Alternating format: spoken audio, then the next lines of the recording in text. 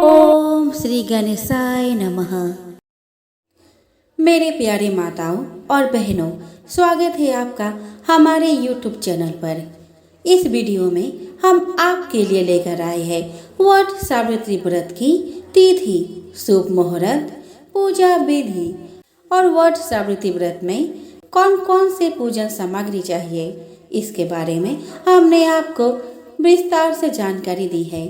साथ में यह वीडियो उन महिलाओं के लिए विशेष लाभदायक है जिन्होंने पहली बार वट सावित्री व्रत करने का संकल्प लिया है, और साथ ही आप ये भी जानेंगे कि अगर व्रत के दौरान आपको पीरियड्स आ जाए तो आप कैसे वट सावित्री का व्रत कर सकती है। तो जुड़े रहे आप हमारे इस वीडियो के साथ। हिंदू धर्म में वट सावित्री व्रत का विशेष महत्व है।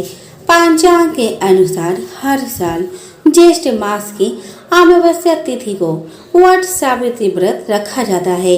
इसे बरकदाही भी कहा जाता है क्योंकि इस दिन बरगद के पेड़ की पूजा की जाती है। इस दिन सुहागिन महिलाएं पति की लंबी आयु और अच्छे स्वास्थ्य के लिए व्रत रखती है। इस दिन महिलाएं निर्जला व्रत रखकर बरगद के पेड़ की विधिवत पूजा करने के साथ परिक्रमा करते हुए सफेद या पीले रंग का कच्चा सूत या सफेद धागा बांधती है। आइए दोस्तों, अब हम जानते हैं वट सावित्री व्रत की तिथि, महत्व और शुभ मुहूर्त के बारे में। हिंदू कैलेंडर के अनुसार ज्येष्ठ माह के कृष्ण पक्ष की अमावस्या तिथि का आरंभ 18 मई 2023 को रात 9:42 से हो रहा है।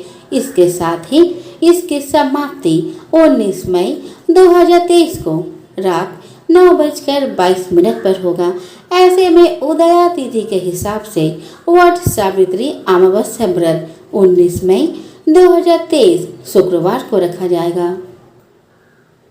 अब जानते हैं वट सावित्री व्रत 2023 का पूजा का मुहूर्त। 19 मई को सुबह 7:19 से सुबह 10:42 तक पूजा करना लाभकारी होगा। वट सावित्री व्रत के दिन सुबह से सुहागिन महिलाएं निर्जला व्रत रखती है। इसके बाद विधिवत तरीके से बरगद के पौधे की पूजा करती है। इसके बाद ही जल पीकर अपना व्रत खोलती है। इस दिन जल के साथ बरगद के पेड़ की एक कोपल और 7 भिगोए हुए चने पानी के साथ निगल लिया जाता है। इसके बाद अन्य चीजें जैसे खरबूज, गुड़ और आटा के बने गुलगुले आदि खा सकती है। वट सावित्री व्रत का महत्व। पौराणिक कथाओं के अनुसार इस दिन पतिव्रता सावित्री ने अपने पति सत्यवान के प्राण यमराज से वापस लेकर आई थी। इसलिए पति की लंबी आयु के लिए सुहागिन महिलाएं इस दिन व्रत रखने के साथ वट वृक्ष की पूजा भी करती है और कामना करती है कि उनके पति की आयु लंबी हो और स्वास्थ्य हमेशा अच्छा रहे।